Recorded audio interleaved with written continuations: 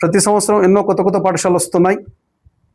ఈ పాఠశాలలు కొత్తగా రావడాన్ని మేము వ్యతిరేకిస్తున్నామంటే దాన్ని చూసి ఏదో ఇదవుతున్నట్లు కాదు.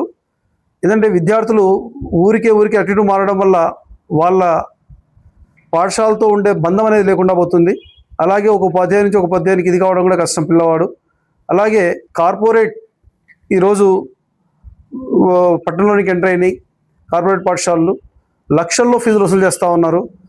ఈ లక్షల్లో ఫీజులు వసూలు చేసి విద్యార్థుల తల్లిదండ్రుల జోబులకు చిల్లులు పెడతా ఉన్నారు. ఎందుకంటే ఇప్పుడు పెట్టే ఈ ఖర్చు కాదు, హై స్కూల్ లెవెల్లోనే వాళ్ళు ఏదైనా ప్రొఫెషనల్ కోర్సు బీటెక్ కానీ మెడిసిన్ కానీ ఎక్కడ వెళ్ళినప్పుడు అప్పుడు పెట్టాల్సిన ఖర్చులు కూడా దృష్టిలో పెట్టుకోవాల్సిన అవసరం ఉంటుంది. కానీ అక్కడి వరకు వెళ్లకుండానే ఇక్కడే లక్షల్లో వెచ్చించి విద్యార్థులు తల్లిదండ్రులు వాళ్ళ జేబులు చిల్లు పెట్టుకుంటున్నారు.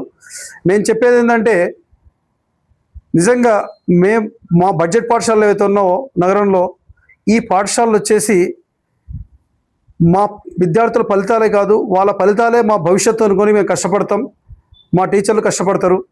కాబట్టి దీన్ని దృష్టిలో పెట్టుకోండి. కార్పొరేట్లో ఈరోజు చూస్తూ ఉంటాం మనం శ్రీ చైతన్య నారాయణ లాంటి పాఠశాలలో తీసుకున్నా, కళాశాలలు తీసుకున్నా, ఒక ఇంజనీరింగ్ కాలేజ్, ఒక ఇంటర్మీడియట్ కాలేజీలో 1,50,000 మంది విద్యార్థులు దాదాపు రాస్తే 100 పిల్లల ఫోటోలు వేసుకోవడానికి కూడా శ్రీ చైతన్యలో అదే ఫోటో ఉంటుంది, నారాయణలో అదే ఫోటో ఉంటుంది, టాప్లో అదే ఫోటో ఉంటుంది, మధ్యలో అదే ఫోటో ఉంటుంది, చివరిలో అదే ఫోటో ఉంటుంది. మీరు యాడ్స్ అబ్జర్వ్ చేయండి కావాలంటే.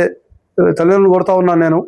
ఎందుకంటే అలా మిమ్మల్ని మభ్యపెట్టి 1,50,000 మంది కడితే ఏ 100 మందిని చదివేయడానికి కాదుగా మీరు అంత ఫీజులు కట్టేది. కానీ అదే బడ్జెట్ పాఠశాలలు కానీ, బడ్జెట్ కళాశాలలు కానీ, పట్టణంలో ఉన్న కళాశాలలు కానీ, పాఠశాలలు కానీ ఎంతో శ్రమిస్తున్నాయి, మట్టిలో మాణిక్యాలను వెలిగిస్తూ ఉన్నాయి.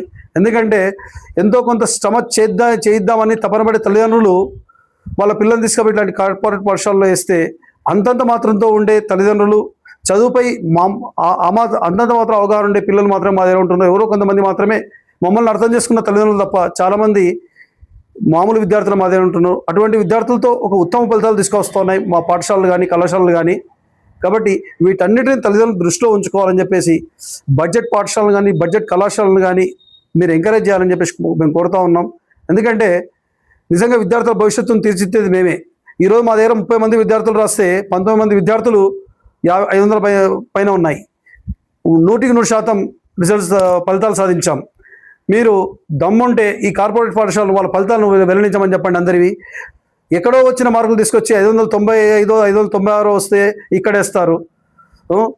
కానీ ఇక్కడ వచ్చిన పాఠశాల రిజల్ట్ను వాళ్ళకి నిజంగా దమ్ముంటే వాళ్ళ ఫలితాలను పూర్తిగా ఎంతమంది ఫెయిల్ అయినరు, ఎంతమంది పాస్ అయినరు ప్రకటించమని చెప్పమనండి.